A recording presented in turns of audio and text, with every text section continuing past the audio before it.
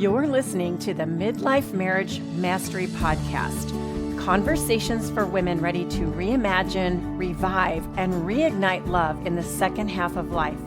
Welcome. I'm so glad you're here. I'm your host, Lisa Kneller, a marriage and relationship coach, helping women create conscious, connected, and joy-filled partnerships without losing themselves in the process. Each week, we'll explore the inner work of love, how to shift your being, master your mindset, and rebuild the intimacy and connection you crave. Because love doesn't fade in midlife, it evolves, and it begins with you. Hi, everyone. Welcome to this episode of Midlife Marriage Mastery. This is where we try to get good at in our long-term relationships. And today we're going to talk about something different, and it has to do with how we take care of ourselves and our health. And I have a special guest to talk about that. Like, what is the point of taking good care of yourself nutritionally, physically, spiritually, all of that? And we're going to focus on, nutrition and fitness as being part of that. And so my guest today is Ellen Weiss, and I'm going to read her bio real quick. Ellen Weiss is a certified integrative health coach, executive wellness consultant, and menopause coach specialist who helps midlife women create sustainable, healthy lifestyles. With degrees from the University of Michigan and an MBA from the University at Buffalo, along with certifications in integrative nutrition and workplace wellness, she brings both expertise and real-world experience to her work. Ellen specializes in helping women in their 40s, 50s, and beyond make simple, lasting changes in nutrition, movement, and stress management without restrictive dieting, so they can feel healthier, more energized, and truly thrive in midlife. Her holistic approach focuses on the whole person, supporting physical, emotional, and mental well-being as women step into their next chapter. I love that. Welcome, Ellen. Thank you for being here. Well, thank you, Lisa. This is so exciting. Yeah, it really is. And I just think that there are never enough people to talk about these things because everybody taps in different places, right? So, Definitely. yeah.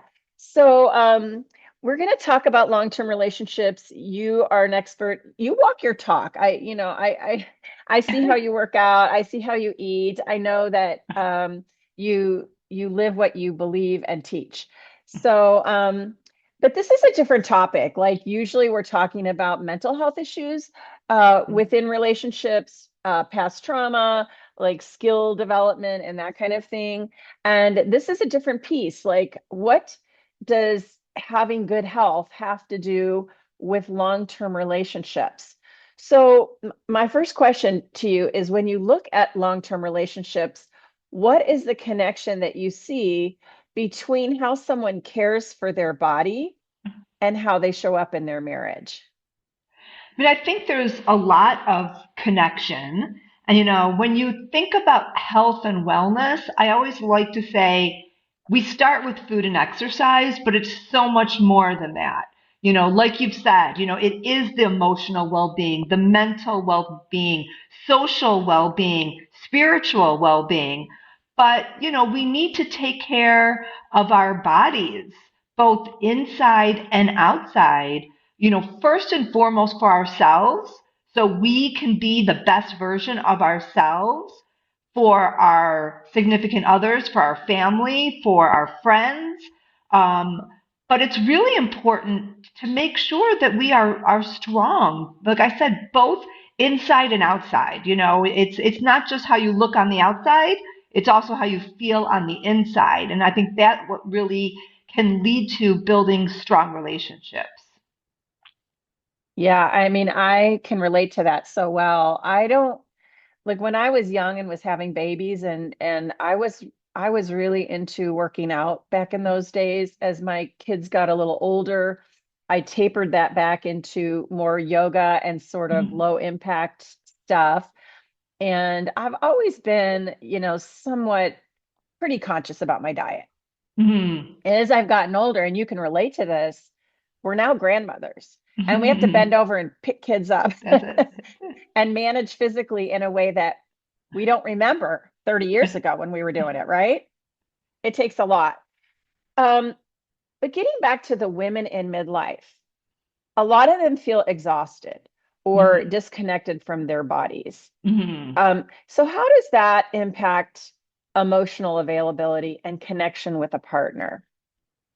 Well, when you say, just the word exhaustion, I like to say, and, to me, the first thing I think about is sleep, getting enough sleep. Yes. Sleep is really your superpower.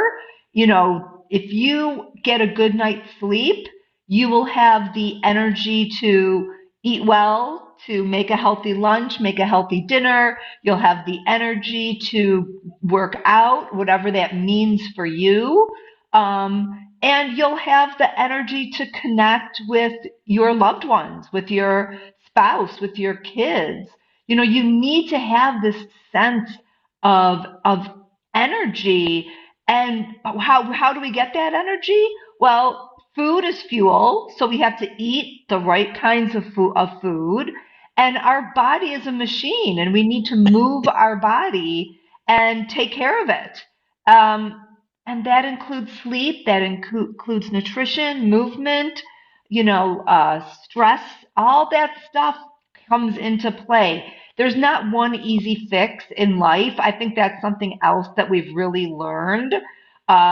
It's something that you kind of need to work on every single day. It has to be part of your daily life, your daily practice. But that doesn't mean that you can't, treat yourself every once in a while either. Like I said, I don't believe in restrictive lifestyle in any way. But we have to take care of ourselves. We got to feed ourselves. Yeah, I think a lot of people in midlife, even before midlife, start to rely on things like fast food, Mm. on their way home from work, because life is so busy nowadays. Yeah, Women yeah, are trying to do it all. yeah. Um, yeah. So you talk about health affecting mood and energy and stress, right? Like that's part of Mm. it. How does unmanaged stress or low energy actually show up in a day-to-day marriage dynamics? I mean, I think that stress can show up in a lot of ways. Um, Lack of energy, uh, not having patience for, snapping at letting small things bother you, just not thinking clearly. And, it's hard to connect with our loved ones when we don't have that sense of clarity and energy. Relationships take work. I mean, that. That's your expertise. Yeah. And, I think in order to show up and be the best version of ourselves, we need to feel good about ourselves. We need to feel good how we, not only how you look from the outside, but how you feel on the inside. And that, again, that's eating the right food. That's moving your body. That's good at getting a good night's sleep. And if you take care of yourself, you will have the energy to commit to your relationships, commit the time, and the energy that it takes for a strong relationship. Yeah. So, so what one of the more sensitive areas that I want to talk about is intimacy. Hmm. So, from your perspective, how does physical health influence not just libido, and I think it probably does influence libido as well as hormones, right? Physical Hmm. health and hormones. Um, Yeah. but the confidence also and the willingness to connect physically. Yeah. Well, let's just start off with hormones, just to kind of get that out there. Yeah. I mean, yes, women of our age, our hormone levels are decreasing. So, please talk to your doctor about that. Let's just start right there. And then other things that you can do to sort of help with your libido, is, making sure that you're eating the right foods so that you have the energy. But I think there's certain things that we can put into practice to make sure that we're showing up. We're showing up in making intimacy a priority and Mhm. feeling the best way that you can. But it takes work when you're in a relationship, and you need to kind of communicate that with your loved one, and it should be a priority, and make sure that that is something that you're thinking about on a daily basis. How do you want to show up to make sure that you are, physically, emotionally, mentally present for your loved ones? Yeah. Yeah, you're right. I mean, it does take a lot of work. And I think it does take prioritizing those things, because what typically happens is we get so busy in midlife with all of the other priorities, Mhm. which often tends to be the kids Mhm. and going to all the events and all the things, and by nighttime, you're kind of exhausted. Mhm. And I think that we often, I'm going to put this in quotes, let ourselves go. We Mhm. just let ourselves go. And both sexes do it. It's Mhm. not just one or the other. What happens when one partner starts prioritizing their health and the other one doesn't? And how Yeah. can they navigate that health gap without creating distance or resentment? Mhm. I mean, first of all, I really want to applaud anyone out there that is committed to their own health and wellness, because it is time consuming and it's so important. And sometimes we have to make ourselves a priority. It's like that saying that we got to put the oxygen mask on ourselves first. So Yes. after we've done that, after we've made that commitment to ourselves, I think it's important. Marriage is a partnership, and you want your partner to be on this journey with you without nagging or putting pressure or judgment, because that could really scare them away, but really including them in your journey. First of all, let them see how you're feeling, how you're glowing from the outside inside, and invite them to join you. Invite them to go for a walk after dinner. Invite them to make dinner with you. So you're not just going on this health journey by yourself. You might be making it a priority, but invite those around you to walk this path right along with you. And hopefully, your significant other will then jump on board, will start moving their body like you're moving your body, and eating healthy foods, and then they'll start feeling better, and then this will really be a commitment that the two of you will equally have. But like anything else, if I want someone else to do what I'm doing, invite them, say join me. Don't judge, don't criticize. That's the last thing we want to do. We don't want to create even more space with our loved ones. We want to really invite them to go on this journey with you, and how exciting that is. Yeah, and I think that one person starting the journey can actually inspire the other person. And I also know it could do the opposite. Mm-hmm. The partner could feel threatened, you know. So maybe as they're invited, they could say, "Well, I'd love for you to join me on this journey, and I don't have any expectations, like you do you, you know." Mm-hmm. Um, Mm-hmm. but I'm probably not going to buy the gallon of ice cream anymore or whatever. Like if Right. you want to go buy the ice cream, that will be your thing. Uh-huh. But I'm changing my habits. Yeah. And speaking of changing habits, what would be like, give us an example of what someone could do who is listening and thinking, I do want a better relationship and I do want to take care of myself. Where do I start? Yeah. I think there's an expression called, when you add in food to your diet, you'll naturally crowd out the bad stuff. So, what would I start with? I would start with just trying to eat more real food. just, we talked about the drive-through and how easy and convenient it is. And it is, okay? Yeah. Convenient food is easy, but, let's just start eating, fruits and vegetables and lean protein and make that part of your, daily meals. And as you're eating more healthy, you're naturally crowding out the junk, the processed foods, you know, easy substitutions. Instead of white rice, have brown rice. Instead of a white potato, have a sweet potato. Experiment with other grains, with farro and quinoa instead of the white rice. Instead of fried chicken, make some, breading and bake the chicken. Find ways that you can do simple swaps to what you enjoy eating.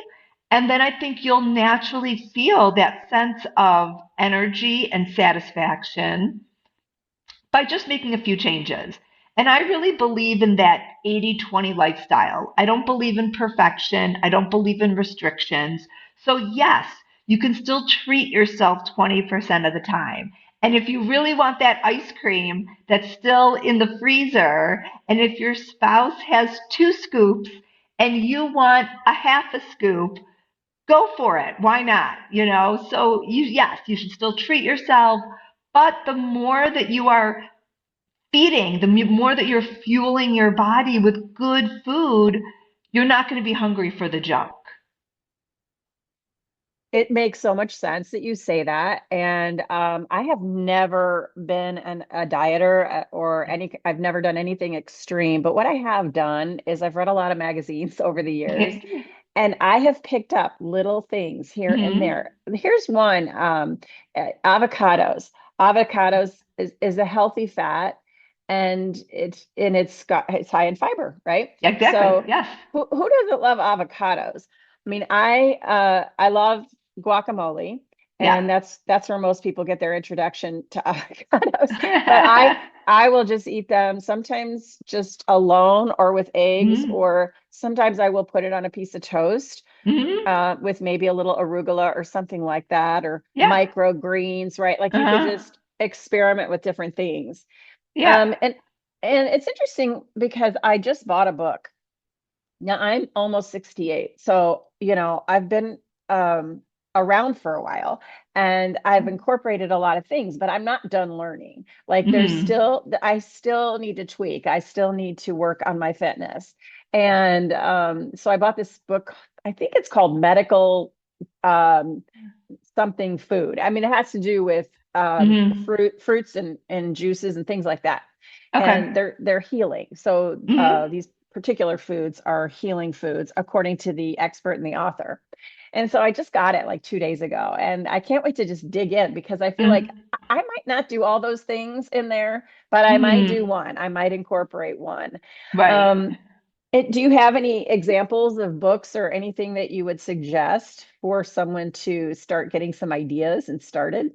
Yeah. Like I said before, I love the ideas of swapping things out. And there was this whole series of books called Eat This, Not That. And it's Uh-huh. just real easy things where you can swap things out at home, at restaurants. I think that's kind of a fun and easy one. I think sometimes we're all different, we're all individuals, but, go to a bookstore and spend an hour in front of the health and wellness section and, thumb through some books and what really speaks to you. It might even be a cookbook. Mm. How to take your favorite foods and, make it, healthier for you and your loved ones. It might be, a salad cookbook about how you can make really healthy, gorgeous, colorful salads that you'll look forward to eating. So I just kind of say experiment and do some research, see what really speaks to you. There's so much information out there in social media, but some of the information is really good. So kind of see, who are you following? Like, who speaks to you? Um, and follow those people and learn from them and see what little tips and tricks they have. There's, like I said, sometimes the information out there is overwhelming. Sometimes it's too much information. And that's when I would say, just go back to the basics. Eat your fruit, your vegetables, your lean protein, and go for a walk. Like, how we can't make it any easier than that. You don't need a fancy gym to get into shape. You don't need a lot of equipment. Start off by just going for a walk. And then with exercise, if you want to add to that, I know the weighted vests are all over the place right now. I use one. Oh, Yeah, but so that could be like your next step. Like, do things in increments, do things slowly. And of course, always talk to your doctor if you're going to try something new. But, go from walking to using a weighted vest. And then after that, speed up your walk a little bit, get that heart rate up. So I just think experiment and see what works for you. And don't pay attention to the number on the scale. I don't really believe in that. My philosophy is, how are you feeling? Do you have more energy? Are your clothes fitting you better? Is that one of your goals? I think we all have different goals.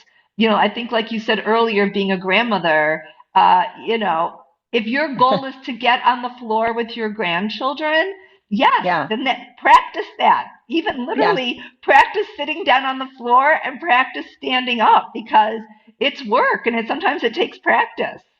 It's a lot of that. And I think squats are a really good thing to do.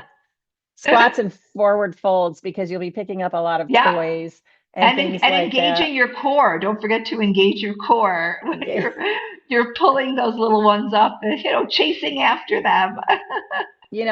That's something I think I do because of my 20 plus years of yoga practice. Mhm. I've learned to bend the knees, take the hips back, and Uh-huh. focus on the core when I pick Uh-huh. a baby up. But a lot of Yep. people don't do that and they hurt their backs, right? Exactly. Yeah. If you could shift one belief that midlife couples have about health and fitness, something that's quietly hurting their relationship, what would it be? That you need to make a huge drastic change. You don't Okay. need to make a huge drastic change. Everything is baby steps. Make it easy. Make it fit into your life, into your lifestyle, because then you'll stick with it. As I Yeah. said a few minutes ago, there's no quick fix. You want to try a quick fix, it's not going to work. It's going to backfire. So take baby steps. What small things can you do today for your health and wellness? What's one thing that you can add into your diet? So go slow and see what works and see what you can stick with, because that's what we want to do. Is we want to make a commitment and we want to stick with it.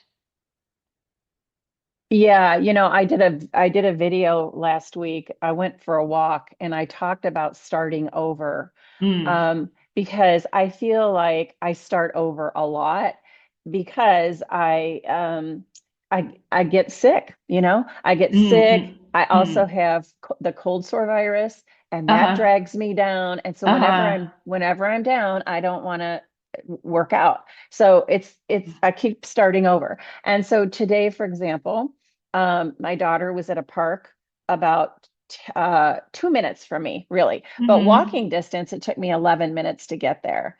And Mm-hmm. I said to her, I'm going to walk to the park and you can drive me Mm-hmm. home. So I got a little 11-minute walk in. And then I realized, oh, I could just, if I want to do a 20-minute walk or 22-minute walk, I can just walk down to that park and walk back, right? Like, so increments. I love that Yeah. you said that because Yeah. you can start with a walk around the block. You do not have to Yeah. go a mile your first Right. time. Right. Yeah. Right. Yeah. And I mean, we're here in Phoenix, Arizona, where the weather is gorgeous, but I'm sure you have listeners on the East Coast, and the weather's finally getting warmer, across the whole country. So after dinner, go for a walk and appreciate the outdoors and, take in the beauty of what's surrounding all of us. Oh yeah, my son lives in Chicago and they walk a lot. They live in the city and they love to walk. So that's kind of their main mode of exercise. Well, Ellen, I know you work with people with their health. Can you give us an Mhm. example of how you guide someone and what you do? Yeah, so my big thing is that I keep people accountable. I learn what their goals are. I teach them small habit changes that they can make. So I try to break things down into small, easy increments. And I work with them. I keep them accountable. I walk the path right with them. I am with a lot of my clients. I check in on a daily basis to see how they're doing, to making sure that they are staying on target, whatever their goals are. And I think that's really a missing piece is that sense of accountability. We all know that we need to be eating better. We all know we got to be moving our bodies more. And it's okay to start over. I mean, just like you mentioned, but Yeah. it helps a lot to have either a professional like a health coach or a friend or to someone that can be your accountability buddy, and that can be your spouse also, if that works out. But I think when you have someone to help you stay accountable, Yeah. that will make you more successful. And do you get any pushback from them, or this is what they sign up Sometimes for? Yeah. Sometimes, I mean, Yeah. there's always those people that think that they know what they're doing is the best. And what I do is I just remind them that I'm here for them, Yeah. that I'm here to check in. If someone doesn't want daily check-ins and if they'd rather have weekly check-ins, that's okay too. So I try to work with my client's schedule and what works for them, whether, time wise. Um, but, really to let them know that I'm a partner with them and I'm along this journey with them. That's wonderful. Well, where can people find you? Yeah, just tell us Okay, all the places. so you can find me on Facebook at Ellen Weiss, and Okay. I'm on Instagram, Coach Ellen Weiss. I do have a website that you can search for. Um, it is Everyday Wellbeing Success. And those are really the main places. And I run group programs probably on a quarterly basis. I work with people one on one. But if you have a group of people that you would like to get together, that's kind of the way that I make it fun. I like working with groups because we're all there supporting each other. That does sound like fun, and you can be more accountable because you got the extra support. Yes. Well, wonderful. Well, those links will be in the show notes. And Ellen, thank you so much. I You're appreciate you welcome. joining me today and sharing your wisdom with us. And so, for those of you listening, go look for Ellen and get some more information from her. And thank you for being a part of our podcast today. All Well, right. thank you. Yeah. All right, everyone. Enjoy the art of mastering. No, how do I want to say this? Master the art of being together. Yeah, there you go. Have a wonderful day, and thanks for listening. Thank you for listening to Midlife Marriage Mastery. If you enjoyed this episode, please follow, rate, and share it with a friend who needs to hear this message today. Until next time, lead with love, live with purpose, and master the art of being together. Grab my free assessment called Midlife Marriage Check-In at lisanellercoaching.com.